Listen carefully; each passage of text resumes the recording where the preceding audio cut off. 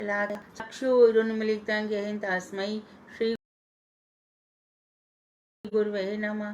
नमो महावदन्याय कृष्ण प्रेम प्रदायते कृष्णाय कृष्ण चैतन्य नामने गौरतुषे नमः। हे कृष्ण करुणा सिंधु दीनबंधो जगतपते गोपेश गोपिका कांत राधा कांत नमोस्तुते।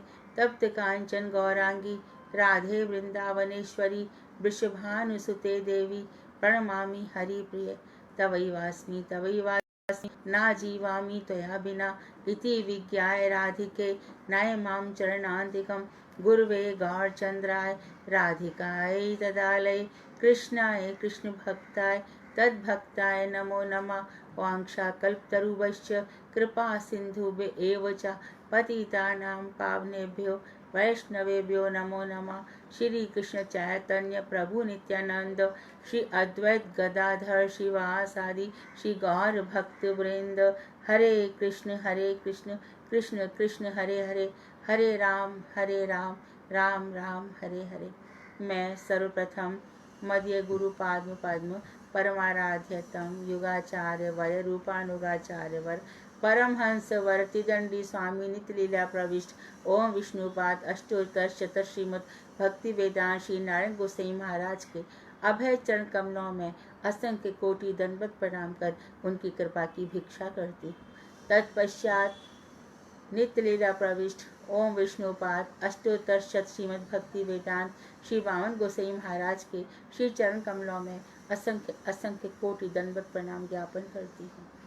इसके पश्चात मैं ग्रंथराज जैव धर्म तदीय रचयिता सच्चिदानंद भक्ति विनोद ठाकुर के श्री चरण कमलों में असंख्य कोटि दंडवत प्रणाम करती हूँ।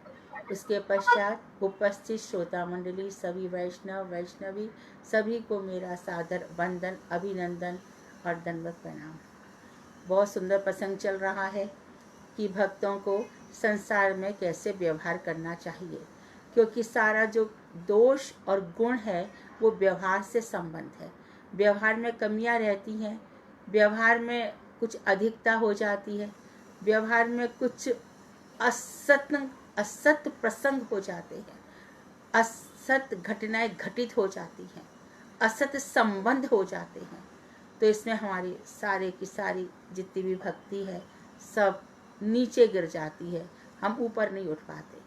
तो जब हम भक्ति की तरफ बढ़ते हैं तो हमारे पास पहला प्रश्न यही होता है कि मेरा क्या हो रहा है, मैं कहाँ जाऊँगा, मेरे कौन सी प्रकार की भक्ति है। तो इसके लिए भक्ति विनोद ठाकुर ने स्वयं ही भजन रहस्य ग्रंथ निकाला और चक्रवर्ती ठाकुर ने माधुर्य कादम्बनी ग्रंथ निकाला। इसमें हमें पता चले कि हम भक्ति के कौन से लेवल पर हैं। उन्हीं चीज़ों को वो आगे भी बताएंगे। तो कल किसी भक्त ने कहा कि हमारे 2 पेज रह गए थे, तो उसको हम पढ़ लेते हैं जो इनसे कनेक्टेड हैं। उसमें कहा गया था पेज 129 8वां अध्याय चैप्टर नित्य धर्म और व्यवहार। तो वो कह रहे हैं कि नित्यानंद दास ने हाथ जोड़ करके हरिदास से पूछा, क्या मैं कुछ कह सकता हूँ? हरिदास बाबा जी ने उत्तर दिया, खुशी से पूछ सकते हो। तब नित्यानंद दास ने पूछा। तो यहाँ पर एक चीज याद रहे कि जिज्ञासा होनी चाहिए, तर्क नहीं। तर्क करने वाला व्यक्ति शास्त्रों में मूर्ख कहा गया है। गीता में क्या हुई है? जिज्ञासा। अर्जुन ने तर्क नहीं किया, प्रश्न किए हैं, और प्रश्नों में कोई कमी नहीं छोड़ी उसने, सारे प्रश्न पूछ डाले। उनको इतना तक करना पड़ा कि अपना विश्व व्यापक रूप दिखाना पड़ा। उन्हें बार बार ये दुहाई देनी पड़ी कि तुम मेरे बुआ के बेटे हो, मैं तुम्हें गुह्य ज्ञान बता रहा हूं, तुम मुझे प्रिय हो, मैं तुम्हें गुह्यतर ज्ञान बता रहा हूं, तुम मुझे सर्वाधिक प्रिय हो, मैं तुम्हें गुह्यतम ज्ञान बता रहा हूं। उद्धव जी ने भी कोई भी कसर नहीं छोड़ी है। 11वां स्कंध पढ़ो, क्या कुछ नहीं पूछा, आपकी पूजा कैसी होती है, कैसे समझा जाए कि आप ही सबके हृदय में विराजमान हो। तो हजारों तरह के प्रश्न पूछे। तो प्रश्न पूछे जाए, आचार्यों से भी वैष्णवों से भी जिज्ञासाएं की जाए, लेकिन कुतर्क नहीं होने चाहिए। कुतर्क अपराध है। प्रश्न पूछो, नहीं समझ में आता है और पूछो और पूछो, लेकिन उसके अंदर जिज्ञासा की भावना रहनी चाहिए। तो यहाँ पर पूछा जा रहा है, हरिदास बाबा जी ने जब पूछा कि तुम खुशी से कह सकते हो, तो नित्यानंद ने जिज्ञासा की, बाबा जी आप मुझे किस श्रेणी का वैष्णव समझते हो? मैं कैसा वैष्णव हूं? अर्थात मैं कनिष्ठ हूं, मध्यम हूं, उत्तम हूं? उत्तम तो मैं हरगिज नहीं हूं। हरिदास बाबा जी ने मुस्कुराते हुए कहा, भैया नित्यानंद दास, नाम ग्रहण करने पर भी क्या उत्तम वैष्णव होना बाकी रहता है? ये उनकी निष्ठा है। आपने नाम ग्रहण कर लिया, हरि को भजे सो हरि को होई। अरे तुम इतनी बड़ी आराधना कर रहे हो, तुमने अन्य देवी देवताओं का त्याग कर दिया, तुमने असत तृष्णा छोड़ दी, तुमने कुटी नाटी छोड़ दी, हृदय दौर्बल्य छोड़ दिया, तुम्हारे अंदर काम क्रोध मद लोभ मोह ईर्ष्या कुछ भी नहीं है, तुम इस पथ पर आगे जा रहे हो। ध्यान रहे, जिज्ञासाएं तभी होती हैं जब हमारे हृदय से चारों पुरुषार्थ धर्म अर्थ काम मोक्ष की भावनाएं समाप्त हो जाती है, तब वो जिज्ञासाएं होती हैं, और वो जिज्ञासाएं फिर ब्रह्म परक होती हैं। जैसे कि ब्रह्मा जी निकले नाभि ब्रह्म से, गर्भोशाई से, और ब्रह्मा जी चारों तरफ देख रहे हैं कि मैं कहाँ हूं, किधर हूं। प्रश्न है, प्रश्न का उत्तर भी आसानी से थोड़ी दिया गया। जल के माध्यम से उनके कानों में, उनकी कर्म इंद्रिय में शक्ति संचरित करी, और जल की वो भाषा समझ सके, तप तप तप करो, तप किया उनको पाने के लिए। और सबसे पहले उनके कंठ से कौन सा शब्द निकला? ओम। ओम, प्रणव। ओम को प्रणव कहते हैं। प्रणव का अर्थ क्या होता है? जो भगवान श्री कृष्ण से संबंधित नव नवायमान अर्थ देता है। भगवान श्री कृष्ण कौन है? सनातन है। हमारा धर्म भी कौन सा है? सनातन धर्म है, इटर्नल सनातन, जो प्रारंभ से चल कर आते हुए भी नित्य नवीन बना रहता है। नित्य नवीन व्याख्याएं होती हैं, नित्य नवीन जिज्ञासाएं होती हैं, नई नई कमेंट्रीज निकलती हैं। कभी मध्वाचार्य जी, कभी रामानुजाचार्य जी, कभी सनातन गोस्वामी, कभी रूप गोस्वामी, कभी जीव गोस्वामी अर्थ पे अर्थ किया करते हैं। बड़े ऊंचे रसों पे भी बात चलती है। राधा जी का स्वकीय रस है, नहीं, राधा जी का परकीय रस है। परकीय है तो क्यों है, स्वकीय है तो क्यों है? कौन सा प्रमाण लाए? भागवत। भागवत से बढ़कर कोई प्रमाण नहीं है। और भागवत, जैसे कि मैं बता चुकी हूँ, शास्त्रों में लिखा हुआ है कि श्रीमद् भागवत गोलोक धाम के प्रस्तर, जो पत्थर हैं, प्रस्तर निर्मित जो मकान है, वहां पर भागवत लिखा हुआ है। और यही भागवत मथुरा में जहाँ भगवान श्री कृष्ण रहते थे, वो अपने दोनों मसनद पर हाथ रखे हुए नीची गर्दन झुकाए बैठे रहते थे, और वहां पर चारों तरफ श्रीमद् भागवत लिखी रहती थी। पीछे कृतवर्मा रहते थे, सात्विकी रहते थे, चमट उड़ाते रहते थे, लेकिन ऊधो मोय ब्रज बिसत नहीं। हजारों प्रकार के सुख सुविधाएं होते हुए भी उनका मन नहीं लग रहा है, मुझे ब्रज की याद आ रही है। तो बाद में क्या बताया? भावग्राही जनार्दन, भगवान श्री कृष्ण भावों से संतुष्ट होते हैं। तो हम बहुत कुछ अच्छे आचार विचार करें, लेकिन भाव नहीं, कुटी नाटी है, असत तृष्णाएं हैं, कपट है, तो वो तो अंतर्यामी है। यहां पर बैठे हैं, वो बाहर का कम अंदर का ज्यादा देखते हैं। मार्कंडेय ऋषि भी जब तपस्या कर रहे थे तो काफी तपस्या की, 6 कल्प बीत गए, 7वें कल्प में अभी तक तपस्या कर रहे हैं। इतनी उम्र मिल गई उनको, उसके बावजूद भी जब इंद्र ने देखा कि मेरा सिंहासन हिल रहा है, तो भेज दी अप्सराएं, बसंत ऋतु का मौसम बना दिया, सुंदर चंद्रमा बना दिया, सारी की सारी दिशाएं प्रफुल्लित हो गई, कोयल कूकने लगी, भ्रमर गुंजार करने लगे, पपीहे पीऊ पीऊ करने लगे, इतनी सुंदर आवाज में अप्सराएं नृत्य करने लगी। तो क्या रीझ गए क्या? तो कुटी नाटी नहीं है। कपट नहीं है, शुद्ध प्रेम है। तो जब हम शुद्ध प्रेम करने चलते हैं, शुद्ध प्रेम करने चलते हैं, तभी तक कहते हैं कि जो निषाद थे, जिन्होंने भगवान श्री राम को गंगा पार कराया था, तो निषाद ने जब देखा कि भगवान श्री राम ने मुझे पार करा दिया है, तो निषाद की माँ बोली, बेटा मुझे भी भगवान के दर्शन करा देता तो। मैया 14 वर्ष बाद आएंगे, मैं करा दूंगा। पर वो पुष्प विमान से चले गए। अब मैया क्या करे? मैया को दर्शन नहीं मिले। अयोध्या में कैसे जाए? वहां तो शोरगुल है, कोलाहल है, चारों तरफ राम आ गए, राम आ गए। कैसे जाए? निषाद की मैया को कौन अंदर घुसने दे? कहते वही निषाद की मैया, भगवान उसके हृदय को पहचान गए और वही फल विक्रणी बन करके गोकुल में पहुंची, फल बेचने वाली। तो कहने का तात्पर्य क्या है? यदि हृदय में सच्ची लगन है, सच्चाई है, तो वहां पर देर है, तपस्या है, तपस्या।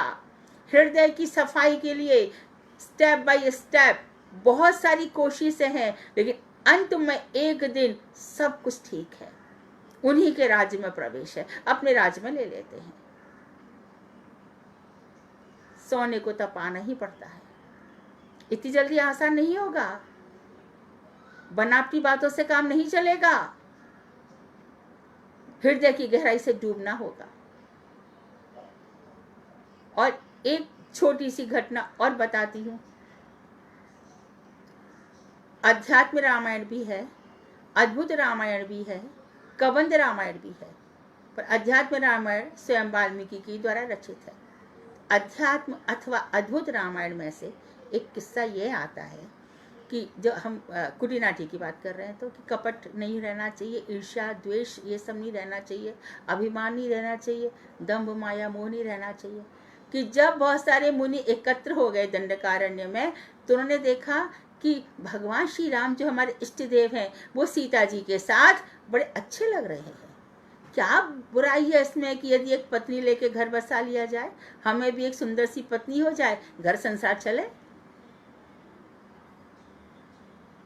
तो उन लोगों ने क्या किया कि राम के अंदर तो ऐसी शक्ति है कि पत्थरों को भी यदि वो चरण लगा दें तो पत्थर भी धर जाते हैं।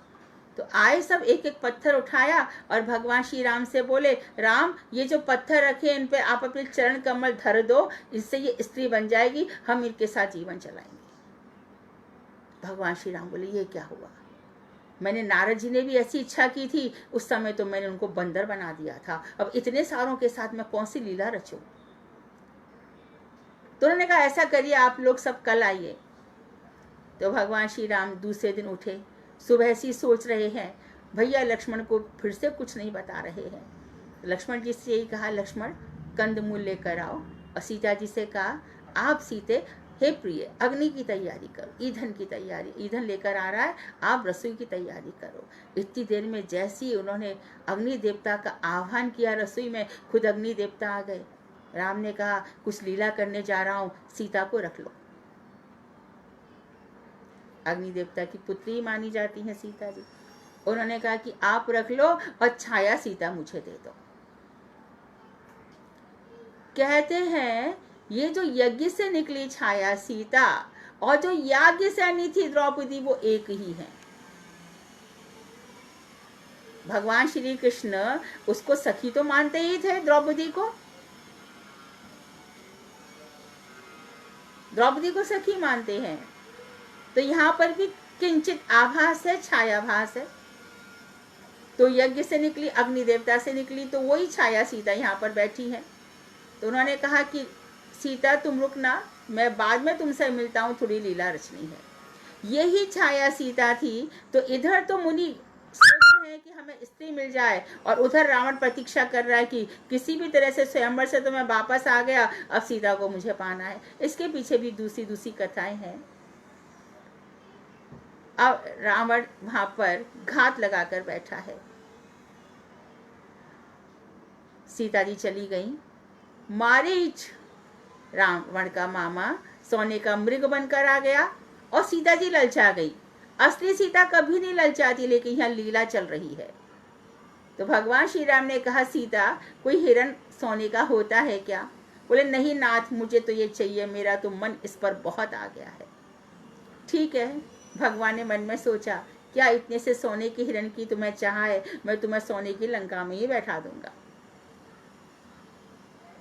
सीता बैठी रह गई, तो ये स्वर्ण के चक्कर में सीता के हृदय से ईश्वर निकल गए, भगवान श्री राम चले गए। यही माया मोह के कारण ईश्वर हमारे हृदय से भाग जाते हैं, यही कुटिनाटी है। मोह, माया, दंभ, कपट, ये जो इच्छाएं जागृत हो जाती है, असत्य तृष्णाएं, झूठी नश्वर वस्तुओं के प्रति जो हमारी इच्छाएं हैं, चली गई। ईश्वरत्व हृदय से निकल गया, भगवान से विश्वास नहीं रहा। भगवान समझा रहे हैं, सुन नहीं रही हैं। और उसके बाद जब मारीच ने भगवान श्री राम की आवाज में हाँ लक्ष्मण पुकारा, तो आप लक्ष्मण से भी कहने लगी, लक्ष्मण चले जाओ, तुम्हारे भैया संकट में है। लक्ष्मण ने कहा, मेरे भैया पे कभी कोई संकट नहीं आ सकता देवी, मैं तुम्हारी रक्षा के लिए भैया मुझे छोड़ गए हैं, मैं कैसे जा सकता हूँ। तो सीता ने उन पर ही आक्षेप लगा दिया कि तुम्हारी कुदृष्टि मेरे ऊपर है। लक्ष्मण को यह सहन नहीं हुआ। धरणीधर अनंत नाग भगवान लक्ष्मण सीता जी को छोड़ करके भगवान के पास चले गए। तो हृदय से निष्ठा, जो लक्ष्मण निष्ठा है देवर के प्रति, वो भी हिल गई। और उसके बाद फिर जो लक्ष्मण रेखा थी, तो वो साधु कपटी आ गया, कहा था कि तुम इस रेखा से बाहर आओगी तभी मैं भिक्षा ग्रहण करूंगा, नहीं तो नहीं करूंगा। तो वो उस रेखा से भी बाहर आ गई। अपने आप के अंदर ये आ गया कि हाँ, मुझे कभी भी साधु को तो लौटाना ही नहीं चाहिए। ना पति की बात मानी, ना देवर की बात मानी, और इस तरह से विश्वास ही उठ गया सबके प्रति, और रावण उनको चुरा करके ले गया। भगवान श्री राम आए। अब वो आते ही आते जब देखा कि सीता पर्णकुटी में नहीं है, तो लीला प्रकट करी, विचलित हो गए। हे खग, हे मृग, हे मधुकर श्रेणी, तुम देखी सीता मृग नैनी। वृक्षों से पूछ रहे हैं, हिरणों से पूछ रहे हैं, रो रहे हैं। तो अब कल बुलाया गया था, सारे मुनि आ गए, और मुनियों ने आके देखा कि आज तो भगवान हमें स्त्रियां प्रदान करेंगे सुंदर सुंदर। आके देखा कि भगवान श्री राम तो स्त्री गृह में रो रहे हैं। तो अभी अभी तो क्या हुआ था, क्या घटना घटित हो गई। तो भगवान ने सोचा कि यदि इनका संसार फंस गया, एक जन्म में इतने सारे हृदय से हमारे कुव्यवहार हो जाता है, कर्मों में दोष आ जाता है, असत प्रसंग हो जाते हैं, ये तपस्या में लगे हैं, इनको रोक दूं मैं। तो जब उन्होंने देखा कि स्त्री विरह में राम की ऐसी दशा है, तो वो सब वहां से सोचने लगे, अरे कौन स्त्री पाले, मर जाएगी तो हमें इस तरह से रोना पड़ेगा। सब अपने अपने पत्थर लेकर भाग गए। ये मैं छोटी थी तब हमारे महात्मा लोग ये कथाएं सुनाया करते थे। तो किस तरह से संसार बसता है, और कैसी मैं वैष्णवी हूँ या वैष्णव हूँ, इन सब बातों को सज्जन भक्ति विनोद ठाकुर ने जो काम किया है ना, वो मैं कहीं देखती नहीं। जैव धर्म के सार संक्षेप में उन्होंने सब बता दिया कि देखो तुम ऐसे जियो। तो वही हरिदास ठाकुर जब जिज्ञासा कर रहे हैं कि मैं कौन सा वैष्णव हूँ, तो हरिदास बाबा जी ने मुस्कुराते हुए कहा कि भैया नित्यानंद दास, नाम ग्रहण करने पर भी क्या कुछ उत्तम वैष्णव होना बाकी है। मेरे निताई चांद बड़े दयालु हैं, मार खाकर भी प्रेम दान करते हैं। किसको किया? जगाई मधाई को। फिर उनका नाम ग्रहण करने पर तथा उनके दास होने पर, सच्चे हृदय से दास होने पर क्या शेष रह जाता है। वो जो करते हैं ना, दिखता नहीं है। कैसे नहीं दिखता? अरे तू, मैं देख के गया था, तू इतना छोटा बच्चा था, तू बड़ा कैसे हो गया। तो इस जो कुमार अवस्था थी और यौवन अवस्था में उसने प्रवेश किया, तो वो अवस्थाओं का बढ़ना दिखता नहीं है। उसी प्रकार से अंदर ही अंदर जो भक्ति बढ़ती जाती है वो दिखती नहीं है। एक दिन जैसे कि सूर्योदय होता है, असंख्य अंधकार को चीर करके, बादलों को चीर करके सूरज चमक जाता है, उसी प्रकार से भक्त का प्रकाश से तीनों लोक जागृत हो जाते हैं।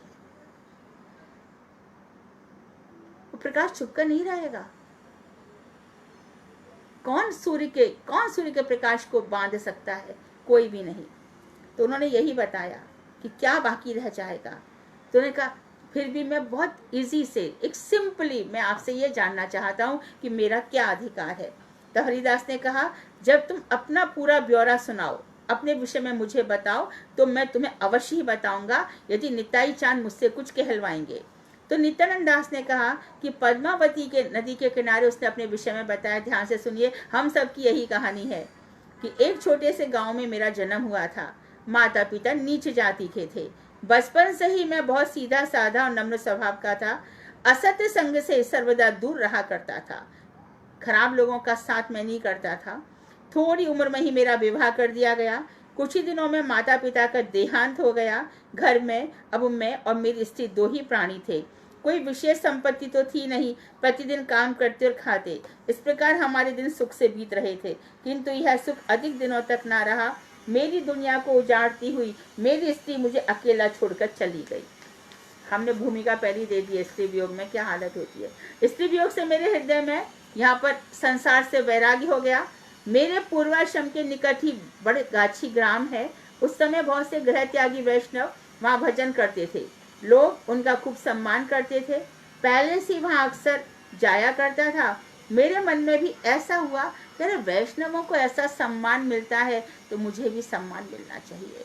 कहते हैं सब कुछ छूट सकता है, प्रतिष्ठा की आशा जो बड़ी बाघनी है। जबकि महाप्रभु जी ने कह दिया ये प्रतिष्ठा आशा विष्टा है।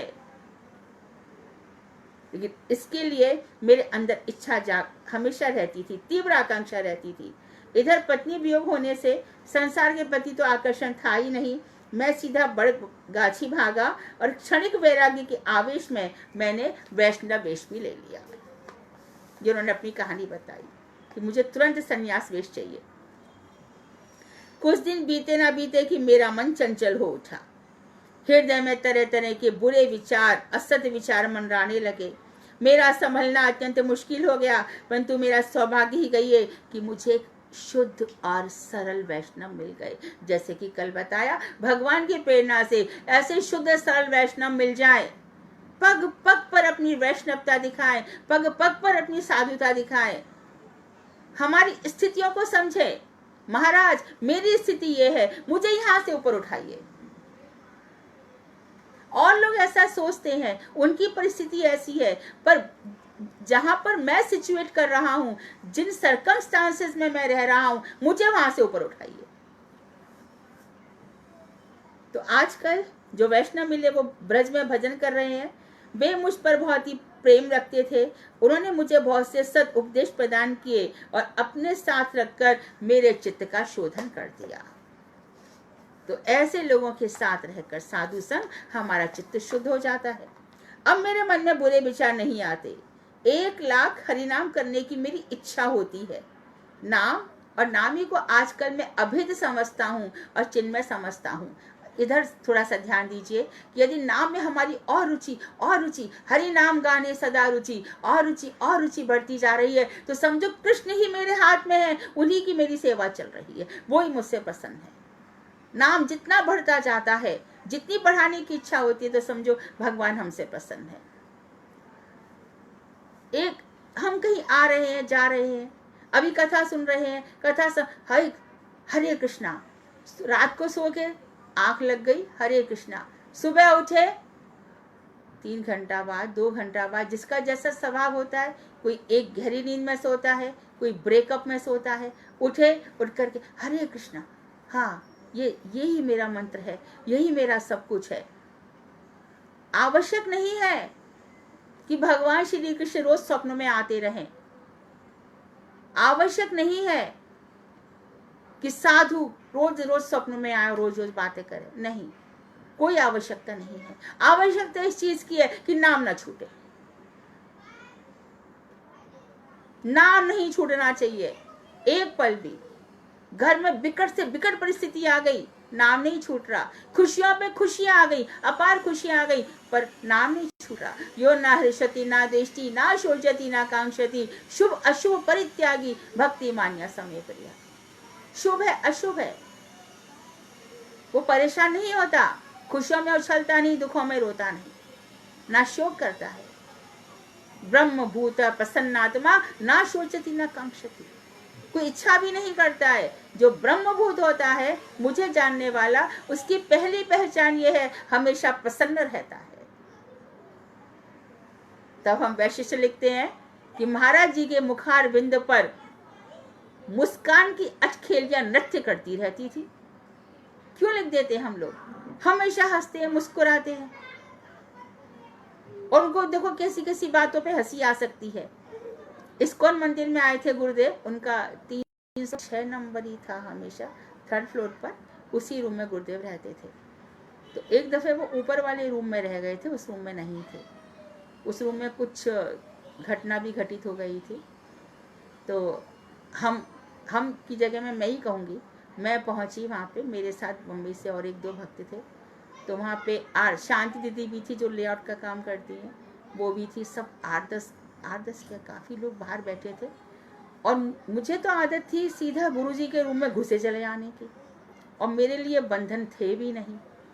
तो मैं कहा इतनी देर हो गई, मुझे 5, 10, 15, 20 मिनट हो गए, ये गुरुजी दरवाजा नहीं खोल रहे, और माधव महाराज क्या कर रहे हैं? तो माधव महाराज ने क्या किया था कि गुरुजी को बैठा करके वो किसी और दरवाजे से गुरुजी की सेवा के लिए नीचे चले गए थे। अरे भाई, मुझसे तो सहन ही नहीं हुआ, मैंने जोर जोर से दरवाजा खटखटा दिया। बालिका भी थी और आदत भी नहीं थी गुरुजी की इतनी प्रतीक्षा करने की। सब लोग मुझे देख रहे हैं पर मुझे कुछ होश नहीं है। मैंने जब दरवाजा खोला तो गुरुदेव बोले मुझे पता था वो रुक ही नहीं सकती है, और वो इतना जोर से हंसे, हंसते हंसते उनका चेहरा लाल हो गया। और ये बाल स्वभाव होता है, बच्ची ये हट करेगी, मुझसे मिले बिना जाएगी नहीं, इतनी प्रतीक्षा वो मेरे लिए नहीं कर सकती। फिर खुद ही बोले कि मैं खुद ही जल्दी जल्दी आ रहा था, मैं कह रहा था नवीन प्रभु से वो जल्दी चलो नहीं तो वो बहुत परेशान हो जाएगी। तो छटपटाहट दोनों तरफ है ना। तो कृष्ण के लिए रोएंगे तो उनको छटपटाहट नहीं है क्या?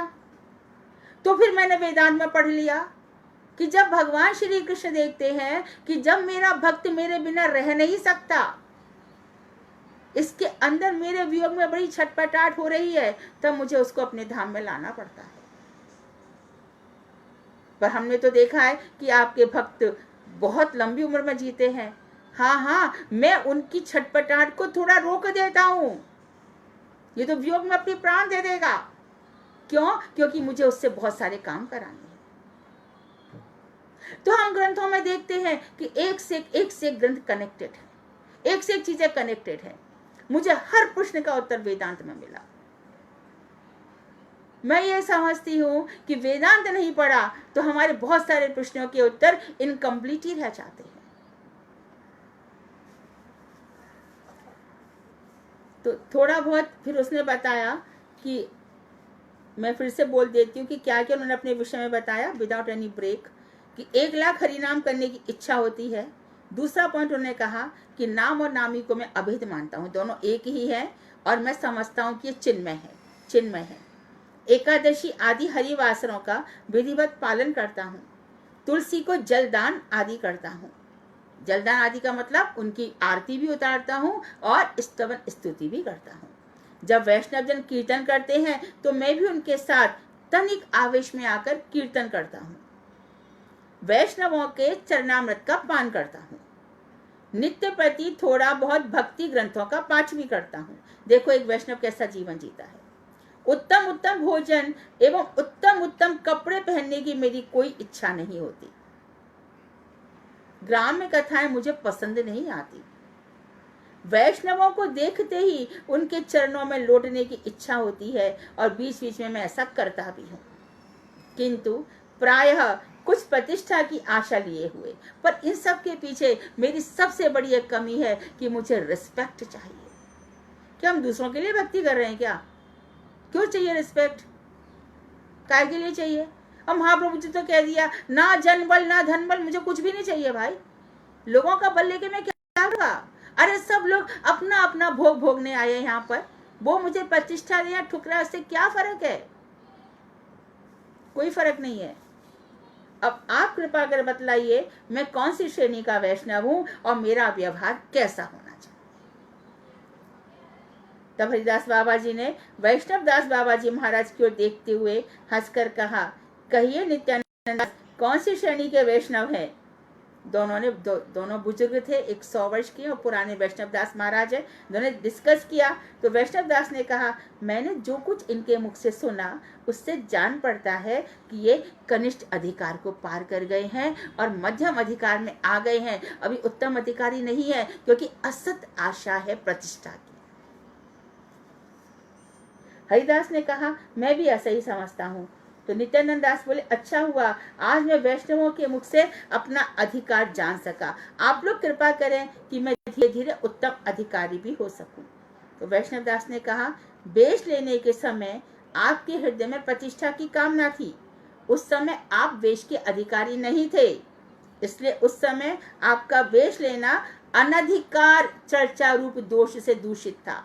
यानी सब लोग यही चर्चा कर रहे थे कि यह व्यक्ति अनधिकार चेष्टा कर रहा है, इसके मन में अभी बहुत सारी इच्छाएं हैं। हमारे मठ में भी ऐसा ही हुआ था। गुरुदेव ने, मैं नाम नहीं लूंगी, बड़े प्रतिष्ठित लोगों को संन्यास वेश दिया। और अभी इच्छा नहीं है, झगड़ पड़े महाराज जी से कि महाराज जी अभी थोड़ा सा रहने दो, अभी बहुत सारी हमारी इच्छाएं बाकी है। परंतु गुरुदेव की कृपा से सारी इच्छाएं दूर हुई। तो मुझ में अब भी कुछ प्रतिष्ठा की आशा है। अब भी अपनी आंखों के जल और तरह तरह के भावों से लोगों को आकर्षित कर उच्च सम्मान पाने की इच्छा होती है। अभी भी मैं ये चाहता हूँ कि मैं रो रहा हूँ, आंखों से जल निकल रहा है और सबके वाह क्या भावुक है, भगवान के प्रेम में नित्य निरंतर होता रहता है। अभी भी मेरे अंदर से ये बुरी आशा नहीं गई। लोगों पर अपना प्रभाव दिखाने की कोशिश मत करो।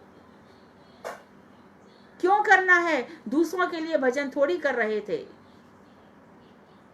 हरिदास ने कहा कि यत्न पूर्वक ये इच्छा की भी कोशिश करो कि ये इच्छा परित्याग करो, नहीं तो इससे क्या होगा, भक्ति धीरे धीरे नीचे गिर जाएगी। क्या हो जाएगा? तुरंत देख लेना, ऐसे व्यक्ति में काम, क्रोध, मद, लोभ, मोह, ईर्ष्या सब आ जाएंगे। धीरे धीरे वो शादी करेगा, संसार बसाएगा, पैसा लाएगा, सब पतन हो जाएगा। हाँ, यही लिखा है, देखो ना। याद रखो, यदि भक्ति क्षय हुई तो कनिष्ठ अधिकारी में गिर जाओगे। काम, क्रोध आदि षड रूपों के दूर होने पर फिर भी प्रतिष्ठा की आशा दूर नहीं होती। यह प्रतिष्ठा वैष्णवों की जबरदस्त शत्रु है। यह साधक को सहज ही छोड़ना नहीं चाहती।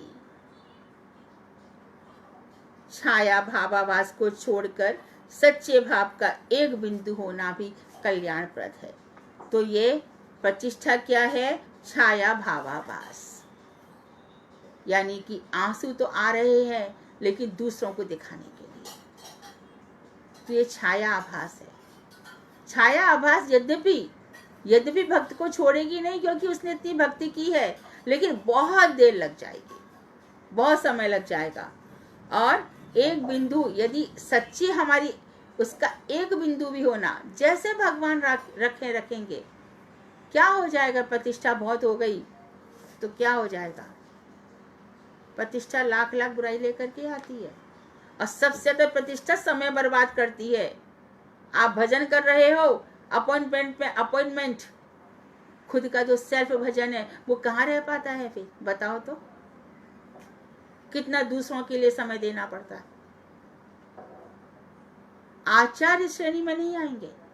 आचार्य तो ऊपर से नीचे आते हैं, उनका तो भजन वगैरह सब कुछ हो चुका होता है। वो तो सखी मंजरी भाव को प्राप्त हैं, उनको नहीं देखना चाहिए हमें। हम जैसे जो लोग हैं उच्च श्रेणी में पहुंचे, फिर नीचे गिरे, फिर उच्च पहुंचे, हम लोगों की बात है। इसमें कभी भी कंपेयर मत करना। आप कृपा करें। कहते कहते नित्यानंद दास ने हरिदास बाबा जी के चरणों की धूल ली, अपने मस्तक पर धारण कर ली कि मेरे अंदर से ये सब चीजें निकाल दो। यदि हमें कोई हमारी कमी बताता है तो हमें खुश होना चाहिए कि रोना चाहिए? कौन किसको कमी बताता है? कोई अपना होगा तो बोलेगा ना।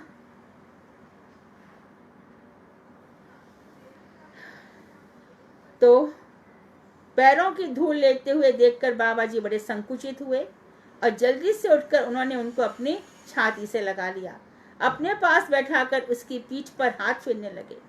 नित्यानंद की आंखों से झरझर आंसू गिरने लगे। हरिदास बाबा जी भी लाख कोशिश करके अपने आंसुओं को रोक न सके। एक अपूर्व भाव उदित हुआ। उपस्थित सभी वैष्णवों की आंखें भर आईं। इतना सुंदर भाव था। नित्यानंद का जीवन आज सार्थक हो गया। उन्होंने मन ही मन हरिदास बाबा जी को अपना गुरु मान लिया। तो जब सारे भाव शांत हो गए, तब नित्यानंद दास ने फिर पूछा कि भक्ति के संबंध में कनिष्ठ भक्तों के लक्षण क्या है। तब उन्होंने बताया था कि भगवान के नित्य स्वरूप में उनका विश्वास रहता है। यहाँ भक्त वो ही हो गया, यहाँ पे देवी देवता वो सब तो कब से खत्म हो गए। अरे देवी देव, अच्छा हम मान ले देवी देवता, पुराणों को तो खोलो। अरे हम देख रहे हैं शंकर जी, भगवान शंकर जी का मुनीन्द्र वृंद वंदिते त्रिलोक शोक हारिणी, शंकर जी गा रहे हैं। सनक सनत संत कुमार गा रहे हैं राधे जय जय माधव दईते। तो फिर कौन से देवी देवता की आराधना करनी है बताओ, किस लिए, कहाँ मिल गए वो। अब ब्रह्म संगीता पढ़ लो। ब्रह्म संगीता में कह रहे हैं कि गणपति क्या करते हैं। गणपति से कहा गया है कि आप संसार के लोगों के विघ्न विनाशक स्वरूप हो। उनका तो गणेश जी क्या करते हैं, भगवान श्री कृष्ण के पास जाते हैं और साफ लिखा हुआ है कि ये जो उनके दो कुंभ हैं वो भगवान की चौकी पर रखते हैं। उनसे प्रार्थना करते हैं कि आप मेरे अंदर शक्ति का संचार करो कि मैं लोगों की इच्छाओं की पूर्ति कर सकूं। फिर कौन से देवी देवता रह गए। शंकर जी का ऐसा आ गया, गणपति का ऐसा आ गया। ब्रह्मा जी का एक ही मंदिर बताते हैं पुष्कर जी में, जयपुर के पास, और कोई मंदिर नहीं है। फिर किस देवता की उपासना करनी है। तो कनिष्ठ भक्त का पहला क्या है कि विश्वास है, और दूसरा वो अर्चा मूर्ति की पूजा में दिन रात लगा रहता है। तो ये दो मुख्य लक्षण है। उसका श्रवण कीर्तन स्मरण और वंदन वो सेकेंडरी करता है। उसको कहेंगे कथा सुनो। और श्रीमद् भागवत यदि उसने पढ़ी है सचमुच तो उसको समझ में आना चाहिए कि जब परीक्षित वहां पर बैठे हैं तो परीक्षित के सामने कौन कौन नहीं था। देवल ऋषि थे, गौतम ऋषि थे न्याय वाले, जैमिनी भी बैठे थे, वशिष्ठ ऋषि भी थे, वहां याज्ञवल्क्य भी थे। आप देखो सारे ऋषि वहां पर बैठे हैं। तो कोई कह रहा है भैया योग कर लो। नहीं नहीं, जिसने मेरी रक्षा की थी, अपनी गदा घुमा रहे थे, सुदर्शन चक्र से मेरी रक्षा कर रहे थे, चारों तरफ परीक्षित जो चारों तरफ उनको ही देखते, मुझे उन्हीं के विषय में जानना है। जिधर व्यास जी के पुत्र हो गए, यहाँ पर परीक्षित का तक्षक से मृत्यु हो रही है। तो भागवत का उदय किसके लिए हुआ है, परीक्षित के शाप की शांति के लिए। शाप कौन सा मिला है, वाणी से, कि जो तूने मेरे पिताजी के गले में ये तक्षक सांप डाला है तो तुझे जो सारे सांपों का बाप है तक्षक तुझे डस लेगा 7वें दिन। तो परीक्षित आ गए वहां से। तो इस वाणी के शाप को वाणी से ही दूर किया जा सकता था। और जब राजा परीक्षित तक ये खबर पहुंचाई शमीक ऋषि ने कि मेरा बेटा श्रृंगी ऋषि आपको शाप दे चुका है, हम इसके लिए क्षमा प्रार्थी हैं, हम मुनि हैं, हमारा काम शाप देना नहीं है, मेरे बालक से भूल हुई है, आप इसको ध्यान रखकर कीजिए। तो परीक्षित ने भी क्या कहा कि मृत्यु तो एक दिन होनी ही है। अच्छा हुआ, तो बैठ गए। तो क्या परीक्षित तीर्थ यात्रा के लिए नहीं जा सकते थे क्या? परीक्षित योग कर लेते। दक्षसुता सती जी ने योग बल से अपने प्राण दिए। उनके अंदर तो इतना योग बल था कि अग्नि अपने शरीर से निकाल दी। तो कितने ही लोग यहाँ से गए हैं। उन्होंने दधीचि ऋषि के पास गए सारे देवता वृत्रासुर के लिए ये बनवाने के लिए वज्र। तो दधीचि ने भी कैसे प्राण दिए, योग बल से दे दिए। ऐसी बहुत सी कथाएं मिलती है। परीक्षित को ऐसे नहीं करना था, कथाएं चाहिए थी, कथाएं कथाएं। परीक्षित ने भी कथा सुनी है, और कथा सुनने के बाद जो उत्तरा जी है परीक्षित को आके बोली, बेटा सुखदेव जी तो चले गए। 12वें स्कंद के 6ठा अध्याय के 6ठे श्लोक में सुखदेव जी चले गए कि परीक्षित अब तुम ब्रह्मभूत हो गए हो, तक्षक तुम्हें डसेगा पर तुम्हें उसका आभास नहीं होगा। तब मैया आई हैं उत्तरा जी, और परीक्षित से कहा है, बेटा बहुत सारी बातें बताई गई, मैं जरा अल्प बुद्धि हूँ, स्त्री जाति की हूँ, तुम मुझे बताओगे, मुख्य मुख्य बातें बता के जाओ। तब वृद्ध भागवतामृतम आया कि कौन सी श्रेष्ठ भक्ति है, प्रहलाद की है कि हनुमान जी की है कि शिव की है कि ब्रह्मा की है कि रुक्मणी की है कि राधा जी की है, नारद जी की, किसकी श्रेष्ठ भक्ति है। तो गोप कुमार को सब जगह घुमाया सनातन गोस्वामी ने, मंत्र के बल पे कहां नहीं पहुंच गए गोप कुमार।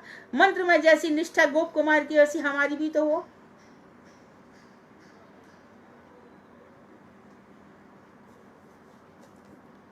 तो भगवान के नित्य स्वरूप में विश्वास और भगवान की अर्चा मूर्ति की पूजा, ये कनिष्ठ वैष्णवों के मुख्य लक्षण है। इनमें श्रवण कीर्तन इतना नहीं होता और बंदन आदि अनुष्ठान गौड़ लक्षण है। इतने बड़े संत महात्मा सामने हैं और जेने की सीधे चरणों में लौट जाएं, दुनिया को देखेंगे, कोई ये ना कह दे कि मैं इनको बहुत ऐसे वंदन कर रहा। मत देखो, अपने भावों के अनुसार चलो। ये भाव मेरी खुद की संपत्ति है, इट्स माई वेल्थ, मैं दूसरों के साथ शेयर नहीं करूंगा। दूसरे देखे तो देखने दो, मैं अपने किसी भी सौभाग्य से अपने आप को वंचित नहीं करूंगी। नित्यानंद दास ने कहा कि नित्य स्वरूप में विश्वास हुए बिना और अर्चा मूर्ति की विधियों का अवलंबन किए बिना वैष्णव नहीं हुआ जा सकता। तो नित्य स्वरूप हमारा क्या है? जीवेर स्वरूप है नित्य कृष्णदास। और सच बात तो ये है कि हम सबका शुद्ध स्वरूप गोलोक धाम में मंजरी के रूप में है, हम सबका। लेकिन माया देवी के चक्कर में फंसकर हम अपने स्वरूप को भूल रहे हैं, इसलिए बार बार मर रहे हैं, जी रहे हैं। माया देवी के दो गुण हैं, आवरणात्मिका और विक्षेपात्मिका।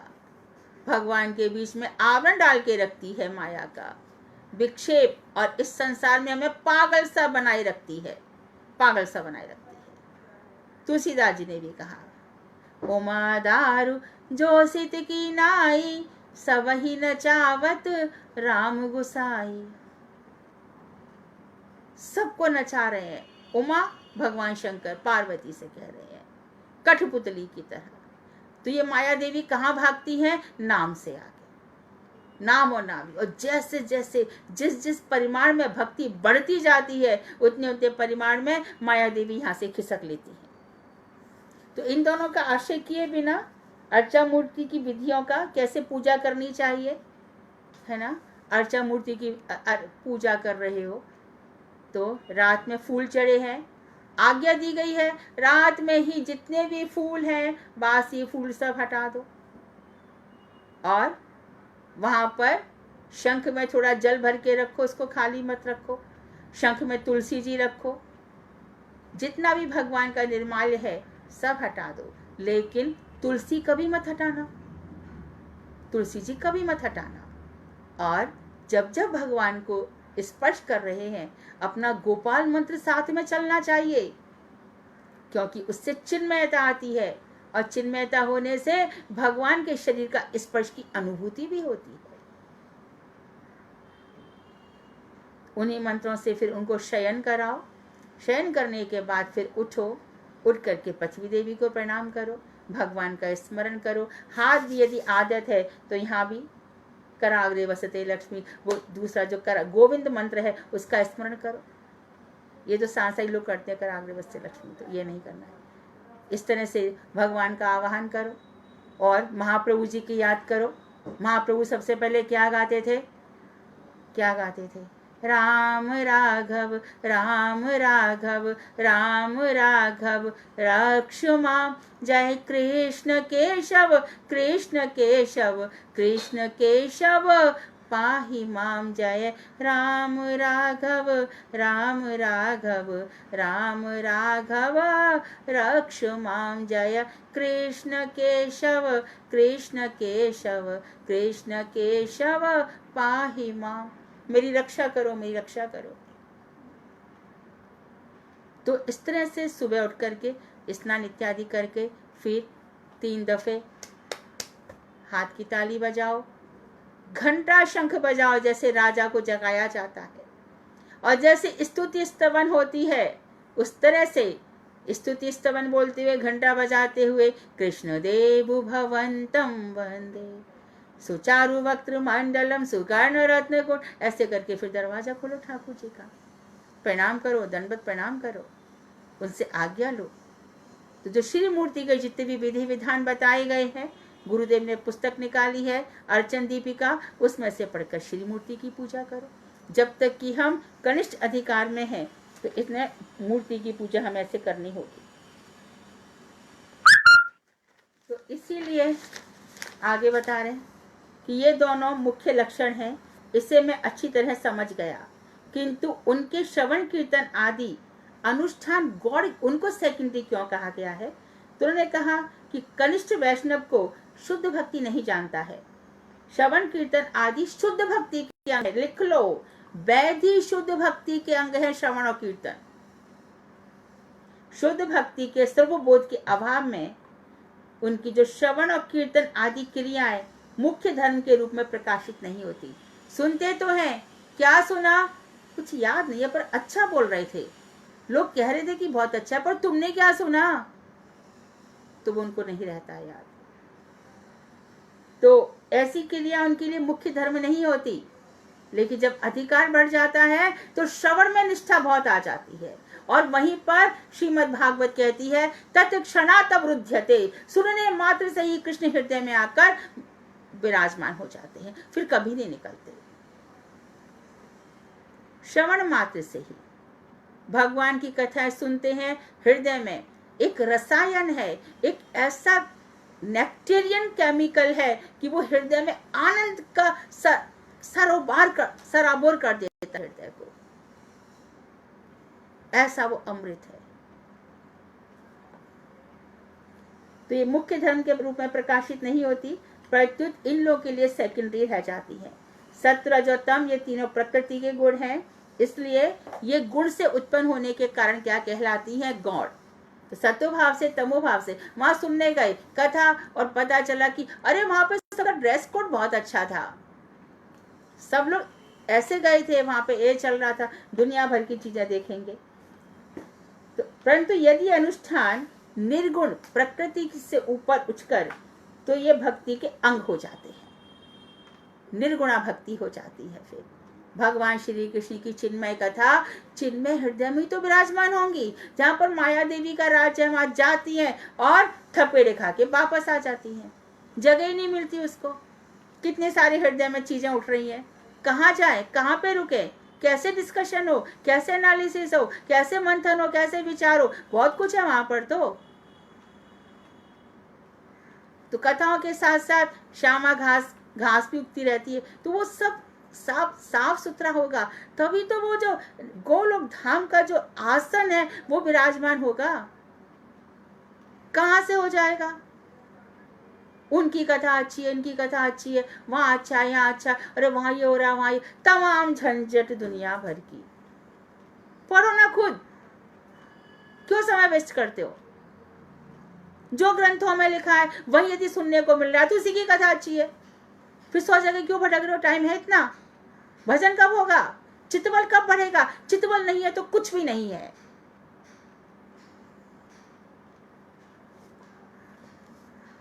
तो ये अनुष्ठान निर्गुण रूप से हो तो भक्ति के अंग हो जाते हैं। जिस समय अनुष्ठान निर्गुणता को प्राप्त कर लेते हैं उसी समय मध्यम अधिकार आ जाता है। तो नित्यानंद दास कह रहे हैं कि कनिष्ठ वैष्णव में कर्म और ज्ञान रूप दोष जब तक रहता है जब तक कि हमारे अंदर भगवत भक्ति से अलग बहुत सारी कामनाएं रहती है, और फिर उनको भक्त नहीं कहा जा सकता। वो भक्त है ही कहाँ? अनेकों इच्छाओं के वशीभूत हुआ उसका दिल पड़ा है, कहाँ से भक्त हो जाएगा? तो हरिदास ने फिर कहा भक्ति का मूल है श्रद्धा।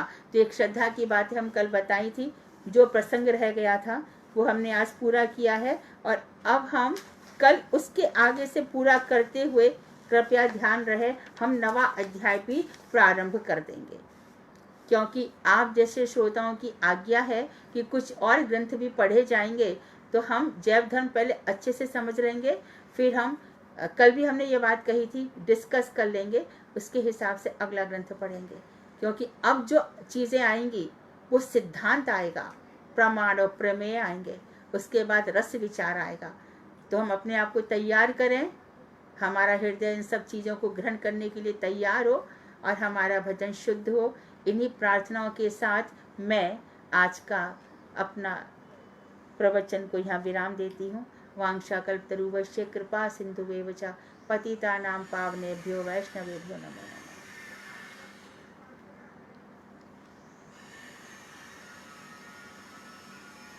यस, हरे कृष्णा।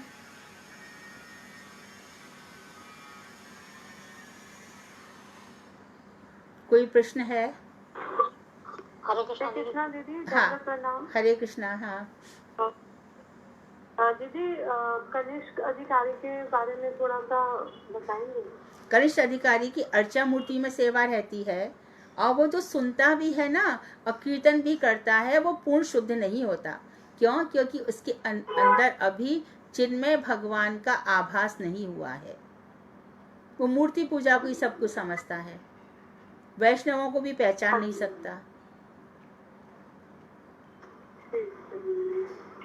ठीक है दीदी। हाँ, हरे कृष्णा दीदी। हाँ। जैसे आपने बताया, दंडवत प्रणाम दीदी। आपने बताया कि शंख के अंदर थोड़ा सा पानी रख के तो ठाकुर जी के पास में रहना चाहिए हमेशा। शंख तो हटा देती हूँ तो फिर अलमारी में रख देते हैं। जहाँ पे ठाकुर जी बैठते हैं ना, उनके बाहर ही थोड़ा सा वो जो स्टैंड होता है उसमें शंख रखना चाहिए। अच्छा, उसमें तुलसी पत्ता और थोड़ा पानी। हाँ हाँ। ठीक है। हरे कृष्णा दीदी, दंडवत प्रणाम। हाँ, तो दीदी इस जल का क्या करना है? जैसे आज सुबह हाँ, जब वो शंख का जल हो जाएगा, उस जल को हम तुलसी जी गमले में डाल देंगे, क्योंकि उसको साफ करना है ना दूसरे दिन सुबह, तो उसको तुलसी जी के गमले में डाल देंगे। जी दीदी, एक बात और पूछनी थी कि जैसे गुरु महाराज जी की बुक्स वगैरह लेनी हो तो वो कहाँ से ले? क्योंकि हमारे पास तो इस्कॉन है हमारे घर के पास पंजाब में, तो फिर कैसे ले सकते हैं? नूतन भाभी हैं अभी आज कथा में, उनके पति के पास सारी किताबें हैं। और विशाखा, तुम हो यहाँ पर? मैं आप हैं, आपके पास मेरा नंबर आ जाता है, फोन नंबर? नहीं दीदी, मेरे पास नहीं है। मेरा नंबर नहीं आएगा आपके पास? मैं मांग लूंगी, जो ग्रुप एडमिन है उनसे मैं ले लूंगी। आपके पास पेन है? हाँ जी। एक मिनट। हाँ,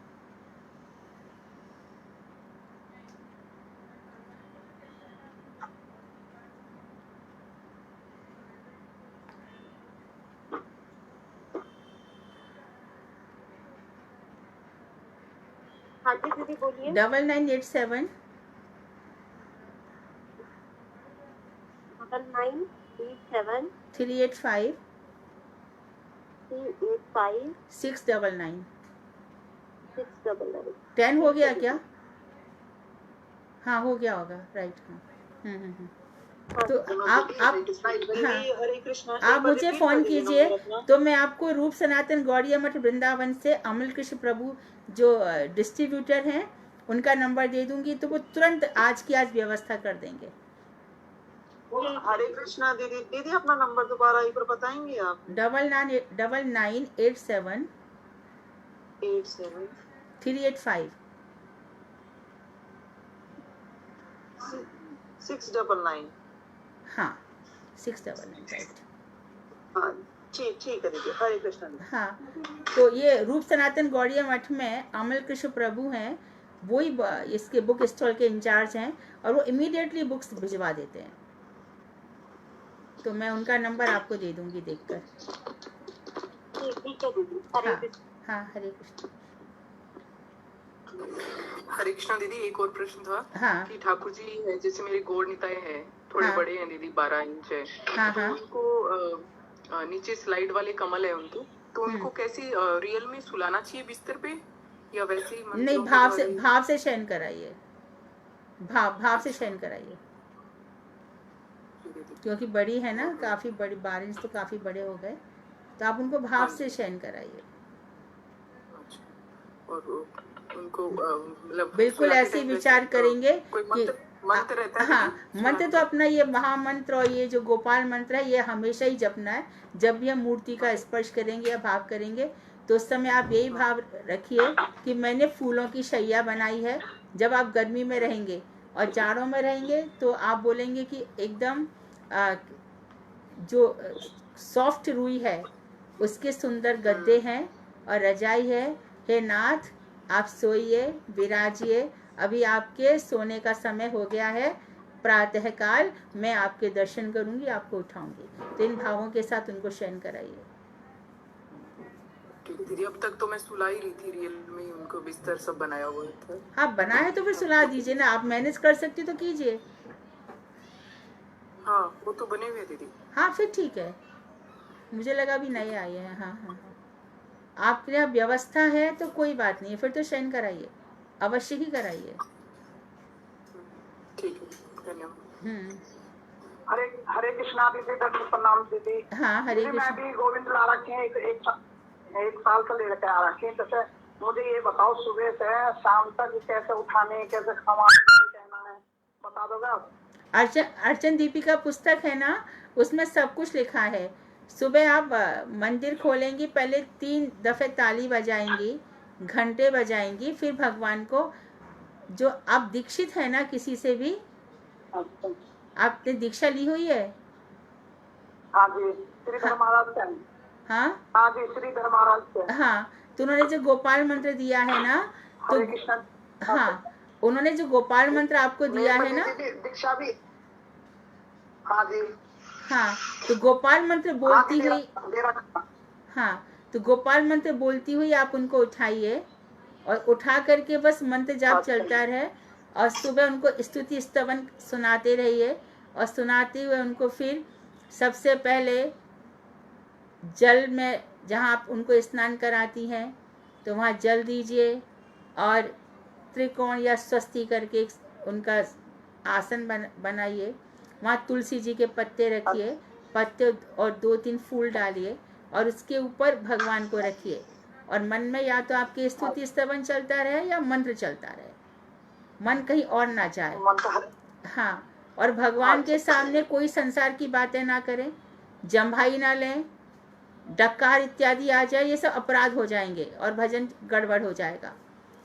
तो भगवान की सेवा में जब तक रहें, सजग रहें, अलर्ट रहें, मंत्र जाप करते रहें।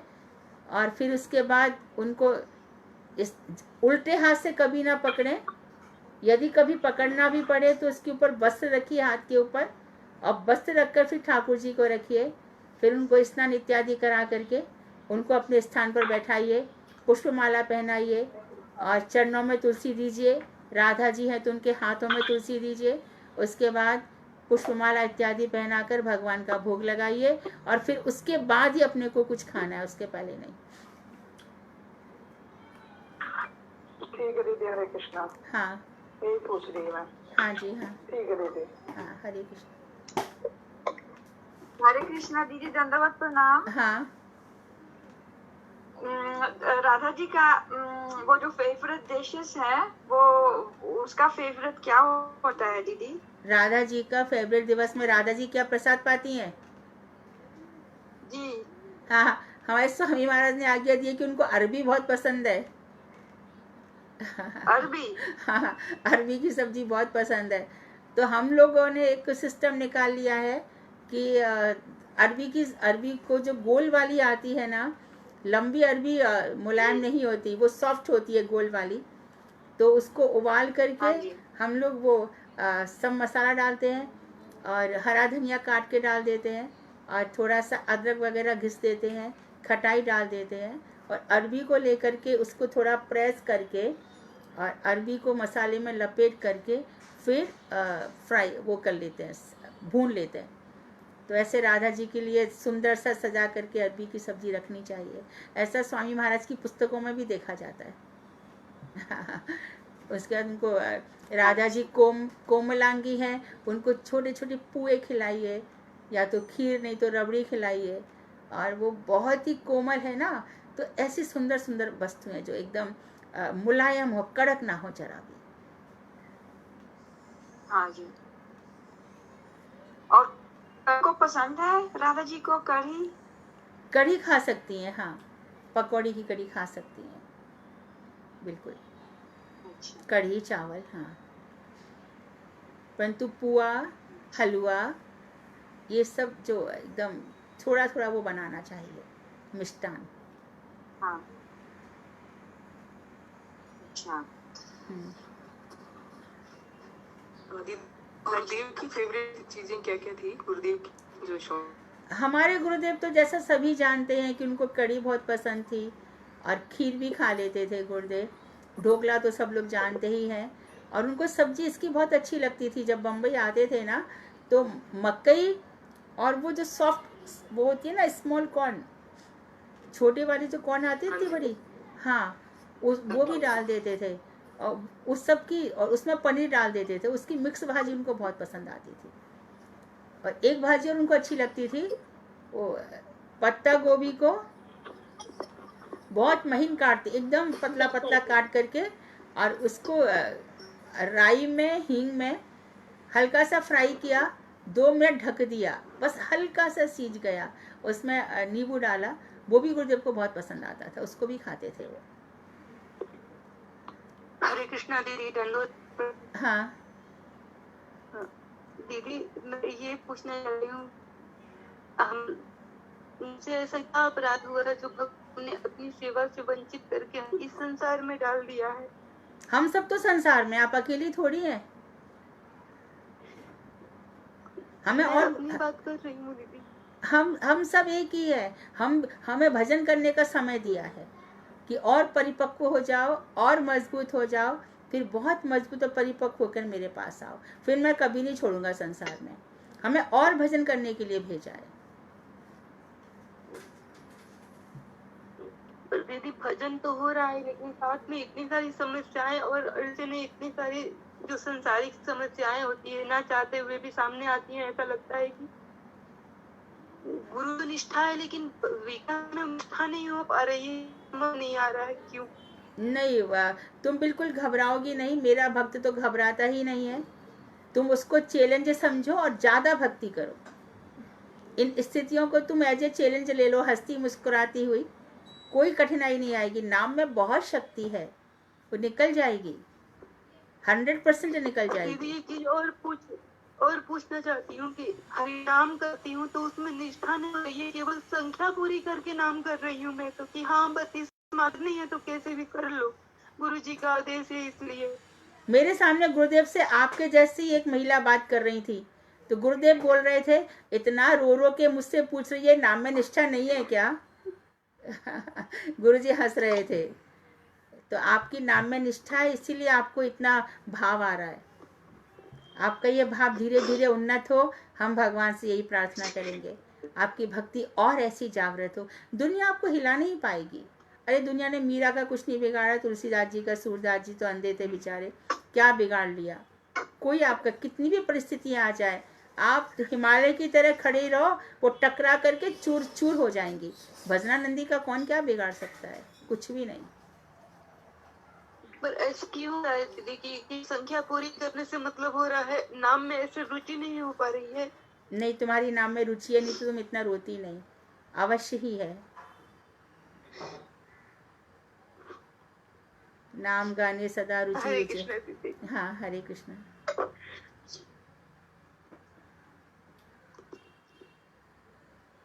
ठीक है, फिर सोमवार को मिलते हैं।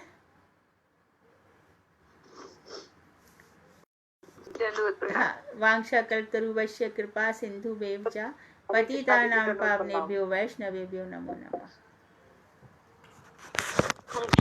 हरे कृष्णा।